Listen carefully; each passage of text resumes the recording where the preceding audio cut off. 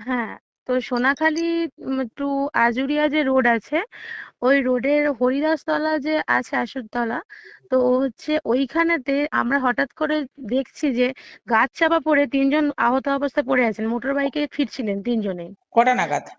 ওটা 8টা 5-10 মিনিট নাগাদ এই ঝড়টা যখন ওঠে, ঠিক ওই সময়টাই। তো তো বাইকে কি তিনজন ছিলেন?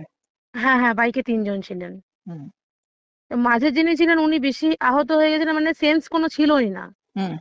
তো আর দুজন যে ছিলেন তিনি, মানে বাইক তো মানে নষ্ট হয়েইছে, হুম। প্লাস হচ্ছে ওনারাও ভীষণভাবে আহত হয়েছিলেন, কিন্তু মাঝের জন যিনি ছিলেন হুম। উনি একটু সিরিয়াসই ছিলেন, মানে কোনো সেন্সই ছিল না। হুম। তারপরে আমরা যেহেতু আমরা হাজবেন্ড আর ওয়াইফ ফিরছিলাম ওই রাস্তা ধরেই, হুম। কেউ ছিল না রাস্তাতে ওই ঝড়ের ওঠার সময়। হুম। তো আমরা পাশের লোকজনকে চেঁচামেচি করে ডেকে, মানে ফার্স্ট এড করার জন্য জলটা নিয়ে আসতে বলি, ওনারাও অনেক সহায়তা করেছেন।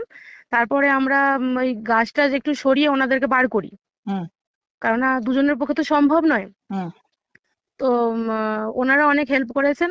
এবং তারপরে আমরা একটু টোটো ডাকার জন্য চেষ্টা করেছিলাম, ফোন করার চেষ্টা করেছিলাম হসপিটালে, কিন্তু ফোন নাম্বার লাগেনি। যাই হোক, আমরা আবার টোটো ডেকে যাই হোক মানে ওনাদেরকে পাঠিয়েছি এতে, কোথায়? কোন সোনাখালি হাসপাতাল? সোনাখালি হাসপাতালে। আচ্ছা, ওনাদের কি নাম পরিচয় জানা গেছে?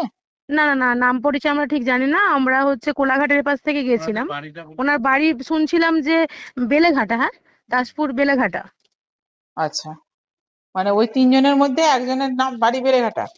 না, তিনজনে ওর ওপাশ থেকেই ফিরছিলেন, কিন্তু যিনি মানে একটু একটু তার মধ্যে ঠিক ছিলেন, তিনি যিনি কথা বাইক বলতে পেরেছেন, চালাচ্ছিলেন। বাড়ি বলেছেন হ্যাঁ, উনি বেলেঘাটা? উনি কথা বলতে পেরেছেন, বাকি দুজন কথা বলতে পারেননি। ওর নামও জানা যায়নি সেভাবে, তাই না তো? না না না না না।